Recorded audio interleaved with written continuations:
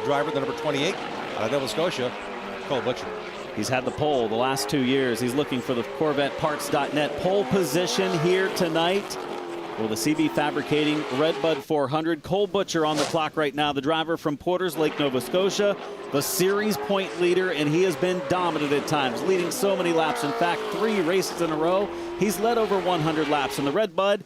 Cole Butcher, first lap time is third quick, 12.085. Expect to pick up on lap 2. The slowest of the first lap of the first 3 qualifiers. He was about 6th or 7th in time before mocking up very late in the final practice. Butcher shuts it down.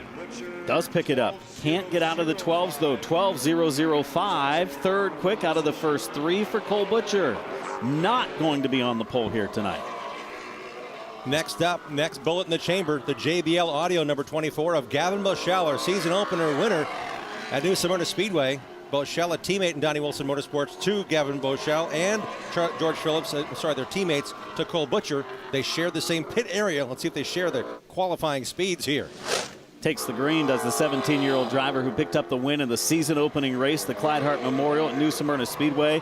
Boschel was struggling for speed in today's practice sessions. He's up off the bottom of the track in 3. Slides across to the bottom of 4. First lap time, 12.210 for Boschel.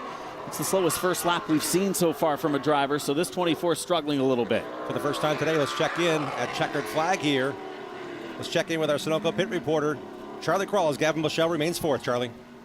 Thanks a lot, Jim. Standing by with Dakota Armstrong. And I'll tell you what, this racetrack means a whole heck of a lot to you. After what happened here in May, how important is it for you to put this thing in victory lane here tonight? Yeah, I mean, it's just good to be back here, in a long-distance race. But I don't run these cars enough to expect anything, So that was a really good lap for us. So we didn't get a mock-up in practice. We're kind of just winging it right there. But we'll see where we end up. I mean, I thank all the guys for all the work. But, half the time in practice, just me getting used to this car. So hopefully some of my experience here will pay off, but we'll see. These guys are this field is so tight and so fast, we'll see what happens. Jim, he's got a lot of laps here at this racetrack. He's also got a lot of laps in a stock car, former ARCA Menard Series Rookie of the Year, and a former competitor in the NASCAR Freshman Truck Series as well. Well, to start the Xfinity Series for Richard Childress Racing as well to boot. Next up, NASCAR star Derek Kraus, who spent last evening as the fast qualifier racing in Wisconsin in the ASA Midwest Tour race. How did he end up in qualifying here tonight, Adam? 11.859 for Derek Kraus. First driver in the 11.8s is Derek Kraus. This cloud cover coming in here for qualifying is really sped up the track even more. Despite the hot conditions this afternoon, these drivers were turning track record-like speeds. Kraus was fast in practice, one of the fastest cars late in the going. Actually was done 10 minutes prior to most every other team mocking up in late in the session. 2 sections today, interrupted by a rain shower in between.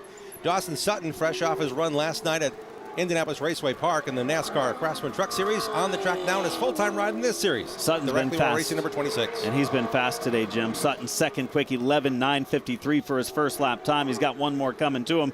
The 19-year-old and a champion at Nashville Fairgrounds Speedway a year ago is actually a little bit slower on lap 2. So Kraus and Sutton, who are atop the chart, were the only 2 drivers to go a little slower on their second and final qualifying lap. Next up, the number 22 is George Phillips, racing for Donnie Wilson Racing. His birthday is August 1st when he turns 17, so we're on the cusp of that as this 16-year-old goes after his first full season as a Pepperjack Kennels Rookie of the Year contender. Final practice session today, he was one of the quicker Wilson Racing team cars. The number 22 of Phillips, looking to turn around his up and down season, has had a lot of bad luck this season as the teenage driver, George Phillips. In the 22, making his way around for his first official lap time. Where does he place? Right now he's 7th, but it's tight. He's at a 12.090 quick time, is at 11.859. 15 cars in practice were actually between 11.9 and 12.2. So this is going to be sliver tight.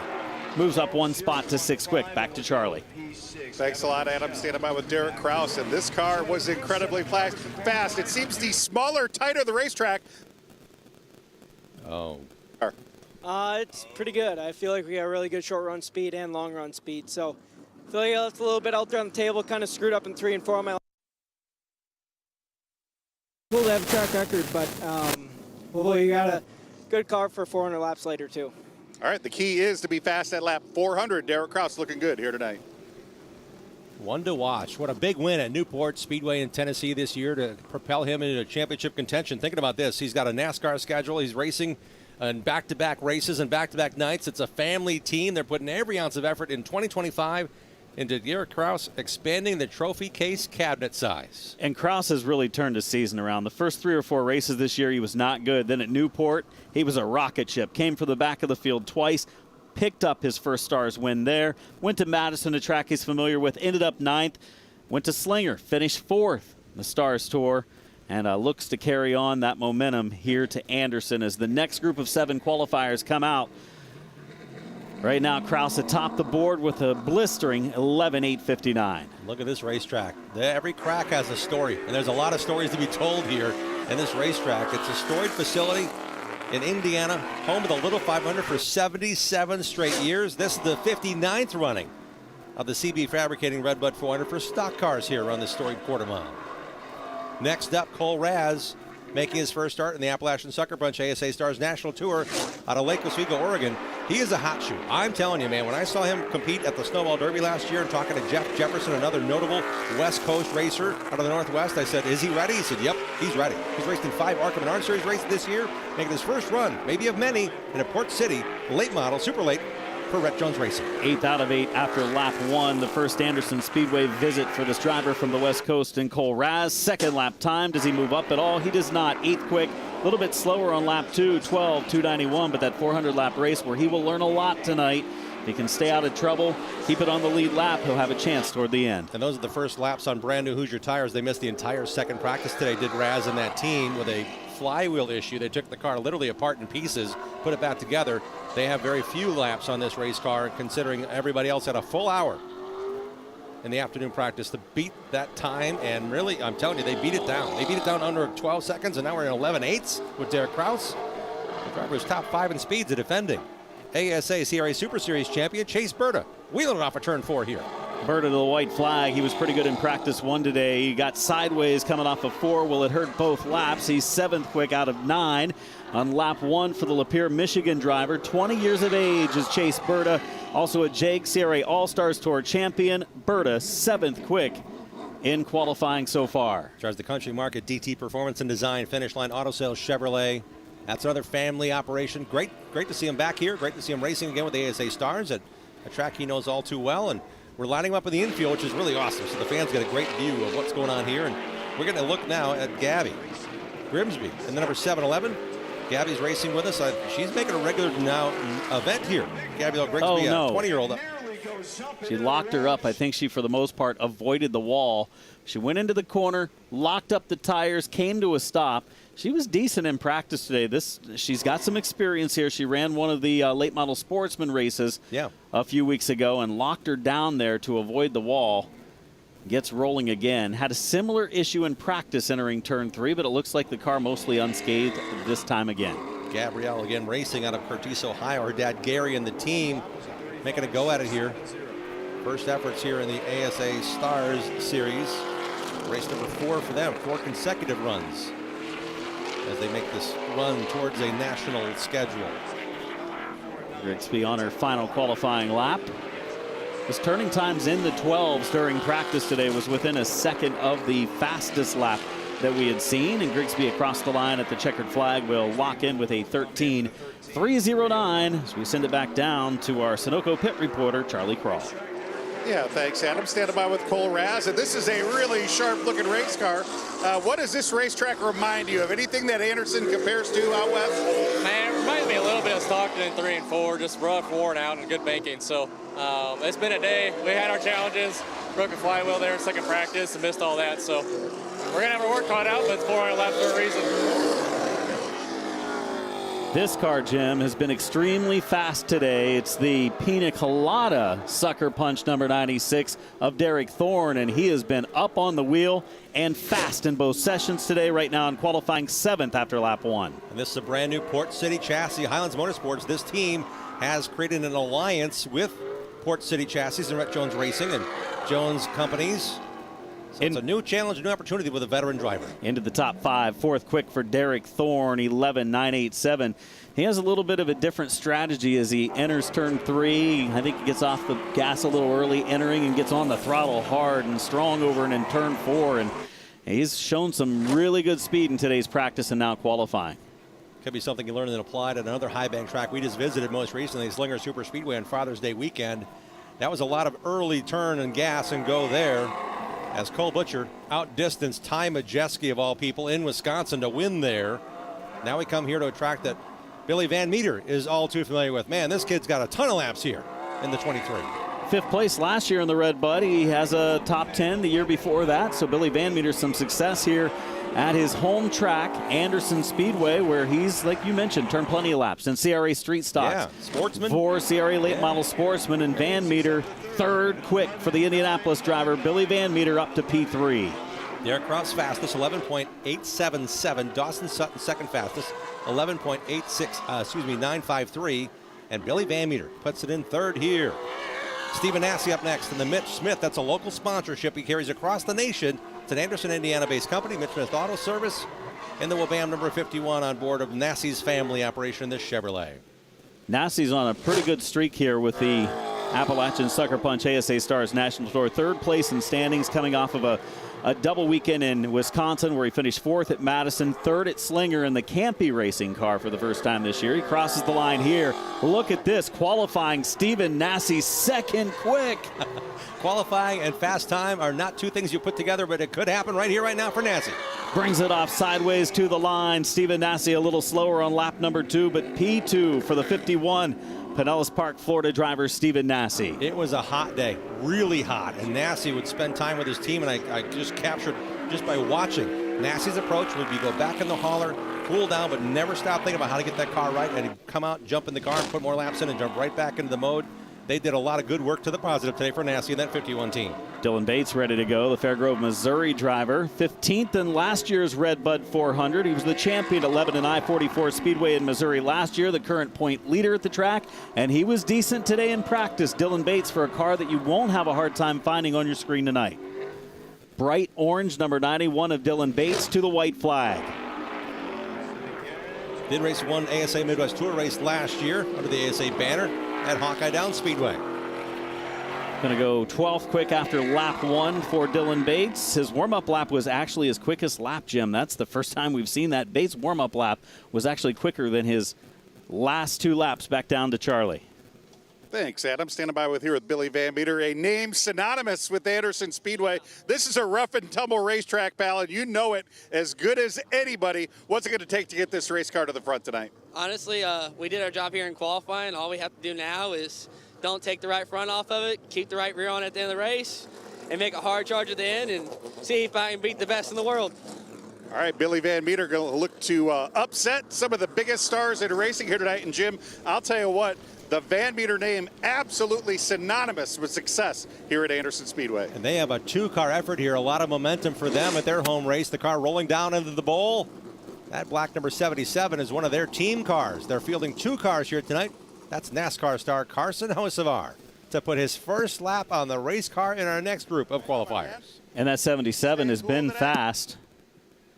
77 was driven during practice today by someone who was very talented behind the wheel in Kyle Crump, and Crump was among our top 5 in both of the practice sessions, and I think he got that thing fine-tuned for Carson Hocevar. We'll see how he does without any track time earlier today. This driver coming off a pretty good trip to Wisconsin. Well, one of the races he finished first, and the other one he finished last because he had some bad luck, but the one he won, he was good at Madison.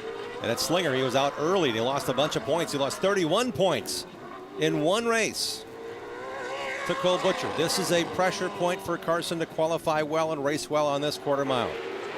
In the Pay Cafe, EBB Logistics Chevrolet for Anthony Campy Racing. This team we mentioned has been a very, very strong competitor. He actually had a teammate, and Stephen Nasse helped him through what was learning racetracks for the first time in Madison and Slinger. Turned out pretty well for him at Madison, and again, Campy working extremely hard with his young 17-year-old driver now out of North Carolina. Second lap was slower, but for Carson Brown, his first lap was good enough for second quick. Carson Brown, 11.902 fast time. Second quick for Carson Brown. Derek Krause still atop the chart, 11:8:59. Time to shine for our defending CB Fabricating Redbud 400 champion, Kyle Steckley on the racetrack. Steckley's teammate is Cole Raz. This is Kyle Steckley out of Ontario. A Canadian racer that went on to victory in his rookie season in the ASA Stars National Tour, to third in points in the Pennzoil of Canada. APC Auto Parts Center's number 30 machine for Rhett Jones Racing. Steckley got it done last year here with very little experience at Anderson Speedway. This year he qualifies on lap number 1, 7th quick. So far we've had 16 drivers on the track, and right now Steckley looking for a pickup on 2. Can he go to the top of the board trying to beat Krause? He moves up into the top 3. Third quick for Kyle Steckley, 11:9:27. Quick math in the bright sunshine today and the heated racetrack at 119-degree track temp. 7 drivers are under the track record a year ago. We're talking about a lot of drivers, including Cole Butcher, under the track record, but Cole Butcher is back in 10th in time. George Phillips, 11th in time. Chase Berta, 12th in time. They're all under last year's track record, but they're starting in row 5 on back. It's amazing how close qualifying will be. Straight up for the race on right here on Track TV later on today. 3 out of the last 7 races, the Redbud 400 have been won by Canadian drivers. Here's a Canadian that hasn't won the Redbud yet. Coming off of a 6th place finish at Slinger, his best of the season, has some momentum. It is Chase Pinsino, and he's third fast. Pinsino's got a good piece tonight. Pinsino races for the Carson Hocevar Racing Development. Carson Hocevar himself has won this race. He's also raced here a bunch, and that may transfer over because the same crew chief for this car was in victory lane with Hocevar back in 2020, Zach Dunson. Pinsino stays third quick, 11:9:09. That's a bit of a surprise lap. He showed some signs of decent speed earlier in practice, but it's so tough to tell with a field this tight. One little mistake and you fall from 2nd to 17th. Riding along with the NASCAR Cup Series Rookie of the Year a year ago out of Portage, Michigan. Car number 77. This is Carson Hocevar in his return since 2021. Back to Anderson Speedway and back to the Redbud 400. Hocevar, if you look to the right front tire, it looks like he's put it against the wall and white-walled that right front tire. That'll be something we'll have to keep an eye on. He's definitely got into the concrete at some point. Carson Hocevar, 13th quick on lap 1. Again, didn't have laps behind the wheel earlier today, jumping in this fresh. Can he pick it up on lap 2 in a fast race car to the line? He does move up to 9th quick, but I'm sure the crew will have to take a look. The right side and the suspension of that 77. Carson Hocevar racing across the country in quarter midgets, then into super late models, then into a bit of ARCA, some ASA Stars National Tour races. And he's back for the first time this year in a short track race in an ASA sanctioned event. Let's check back in with Charlie. Yeah, guys, standing by with the other Carson that just ran its qualifying lap, Carson Brown, a former winner already this season, and didn't get a lot of laps at Slinger. How does that racetrack compare to this racetrack, and how did that experience help you for here tonight?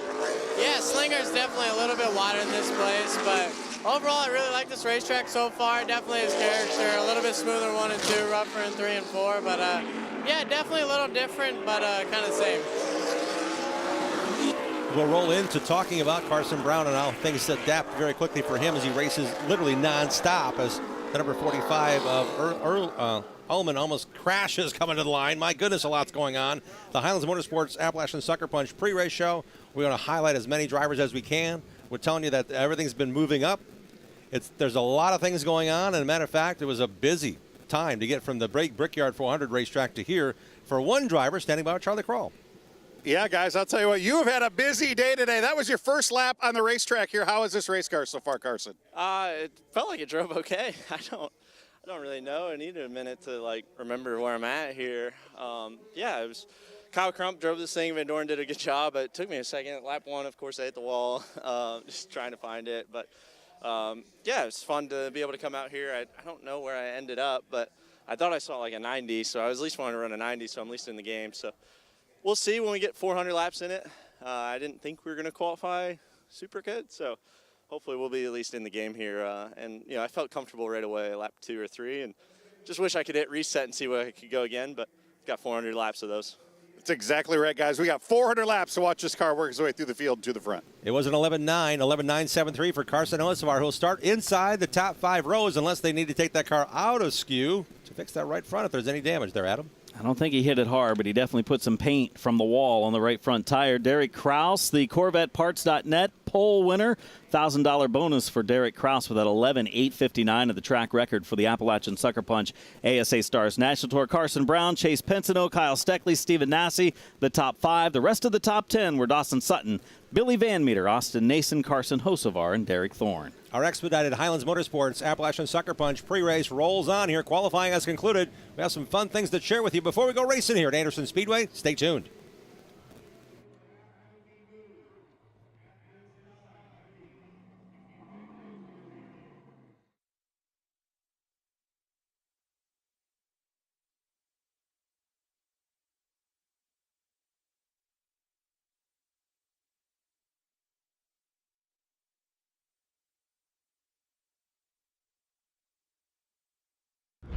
Legacies aren't built overnight. They're built 1 second at a time.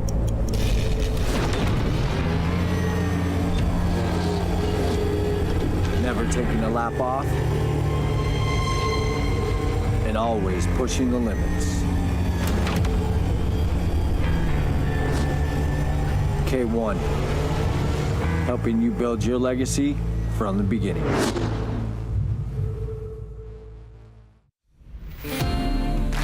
Why not give your grill the deep clean it deserves?